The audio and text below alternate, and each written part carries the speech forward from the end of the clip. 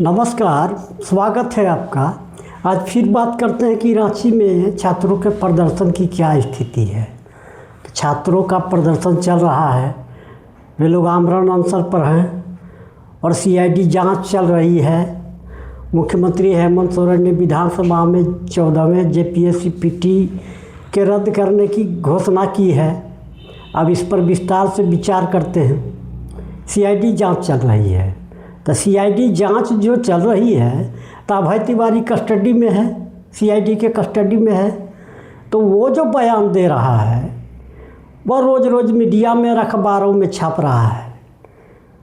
उसने किसको किसको पैसे दिए, कितने पैसे दिए, किस परीक्षा में धांधली हुई, कैसे धांधली हुई, सारी बातें अखबारों में, मीडिया में, यूट्यूब पर चल रहा है। तब मैं पूछना चाहता हूँ सीआईडी से, क्या यह जांच हो रही है कि तमाशा हो रहा है? क्या ये सीरियल का शूटिंग हो रहा है?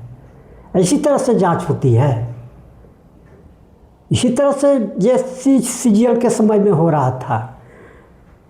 सीबीआई ने भी जेपीएससी परीक्षाओं की जांच की, तो जब तक उसने रिपोर्ट नहीं दिया तब तक पता नहीं चला कि कहाँ जांच हो रही, किससे पूछताछ हो रही है।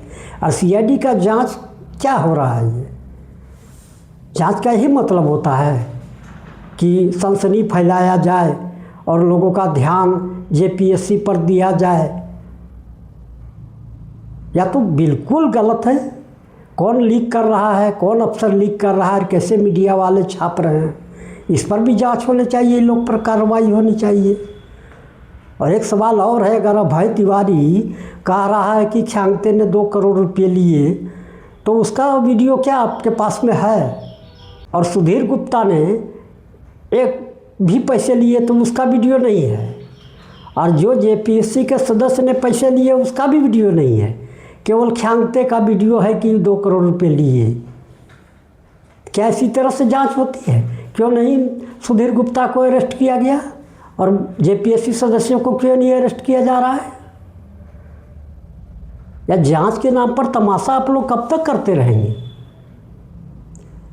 और दूसरा सवाल है, जो छात्रों का जो प्रदर्शन हो रहा है तो उसमें बीजेपी के नेता लोग बयानबाजी कर रहे हैं, उसको राजनीतिक फ़ायदा लेने के लिए कोशिश कर रहे हैं। तो उनको तो ऐसा करना ही नहीं चाहिए। राज्य को और जेपीएससी को बर्बाद किया बीजेपी के नेताओं ने। जैसे मुख्यमंत्री हेमंत सोरेन को 8 महीने तक अध्यक्ष नहीं मिला था, उसी तरह से बाबूलाल मरांडी को 1 साल तो अध्यक्ष नहीं मिला था। और जो अर्जुन मुंडा के समय में नौकरियों की बिक्री हो रही थी, आज भी वैसे ही हो रही है। कौन थी शांति देवी जिसको अर्जुन मुंडा ने सदस्य के रूप में अपॉइंट किया था? क्या था क्वालिफिकेशन उसका? 80 से ही गुमला में 1 साल के अनुबंध पर कॉलेज शिक्षक थी और बीजेपी महिला मोर्चा की अध्यक्ष थी। तो उसको अर्जुन मुंडा ने आयोग का सदस्य बना दिया। क्या यही क्राइटेरिया था? इसी तरह से जेपीएससी चलाया जाता है। जेपीएससी जिसको प्रशासनिक ढांचा खड़ा करना था राज्य के लिए, उसको बीजेपी नेताओं ने बर्बाद कर दिया। नियुक्तियों का बाजार उसी समय खुला जब मैं फर्स्ट जेपीएससी का इंटरव्यू दे रहा था, तो उसमें इंटरव्यू में पास कराने का रेट 10 लाख रुपये था। और चूँकि मैंने एक भूमाफिया नेता का पैरवी लगाया था, इसलिए मुझसे 8 लाख रुपये मांगे गए थे। तो नौकरियों का बाजार तो बीजेपी नेताओं ने शुरू किया था। आज जो अभय तिवारी स्टेटमेंट दे रहा है कि पैसे मांगे जा रहे हैं, कितना किसका रेट है, तो शुरुआत तो इसका बीजेपी ही ने किया है। तो उनको तो इस आंदोलन से दूर ही रहना चाहिए। या केवल छात्रों का आंदोलन है और छात्रों को ही लड़ना चाहिए। और छात्रों को भी मैं बार बार कह रहा हूँ, किसी पार्टी की दलाली और नेता की चमचागिरी से बिल्कुल दूर रहें। ये नेता लोग आंदोलन को हाईजैक कर लेते हैं और विद्यार्थियों, छात्रों का भविष्य बर्बाद हो रहा है। यह चल रहा है बहुत दिनों से और इसको रोकना अब ज़रूरी है। अब निर्णायक आंदोलन आप लोग कर रहे हैं, तो नेताओं को बिल्कुल दूर रखिए।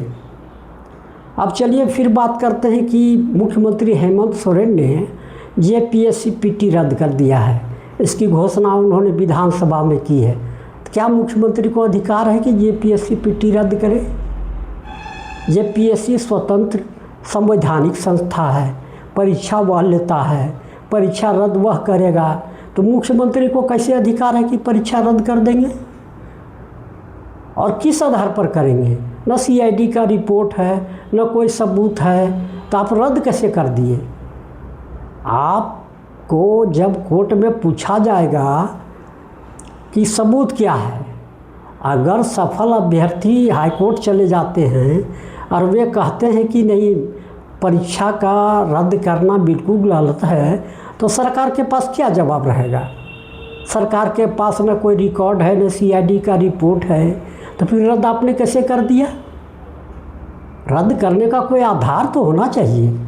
ऐसा नहीं कि सारे अभ्यर्थी बिल्कुल गलत हैं, हो सकता है कुछ इसमें सही भी है, तो उनका करियर भी तो आप चौपट कर रहे हैं। उनको कैसे न्याय मिलेगा? जो दोषी है उसको दंड नहीं दे करके आप सभी लोगों को दंड दे रहे हैं। और सबसे महत्वपूर्ण सवाल है, जेपीएससी को आप कहेंगे परीक्षा रद्द करने, तो जेपीएससी में है कौन? न अध्यक्ष है, न सदस्य है, न पदाधिकारी है, तो रद्द कौन करेगा?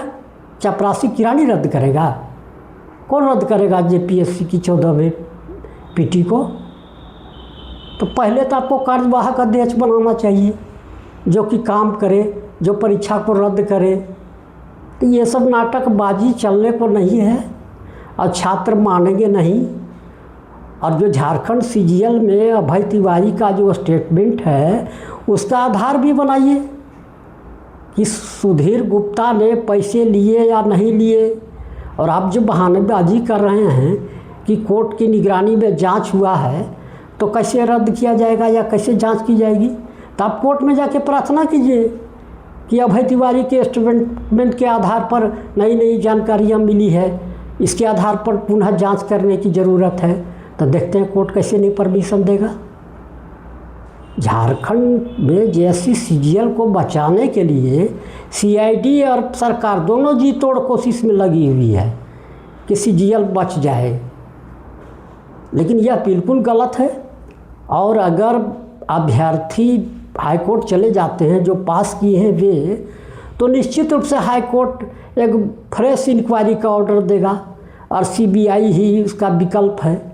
तो ऐसी स्थिति में झारखंड की सरकार की क्या स्थिति होगी, इसको आप समझ सकते हैं। तो मैं जो अभ्यर्थी, जो छात्र जो आंदोलन कर रहे हैं, उनसे मैं कहना चाहता हूँ कि कम से कम आप आमरण अनशन बंद कर दीजिए, क्योंकि ये सरकार बिल्कुल संवेदनहीन है और छात्रों की बात सुनने के लिए तैयार नहीं है। इसलिए आप लोग आमरण अनशन छोड़ दें और केवल धरना प्रदर्शन में सरकार को दबाव डालने की कोशिश करें। धन्यवाद। इस वीडियो को अधिक से अधिक देखिए, चैनल को सब्सक्राइब कीजिए।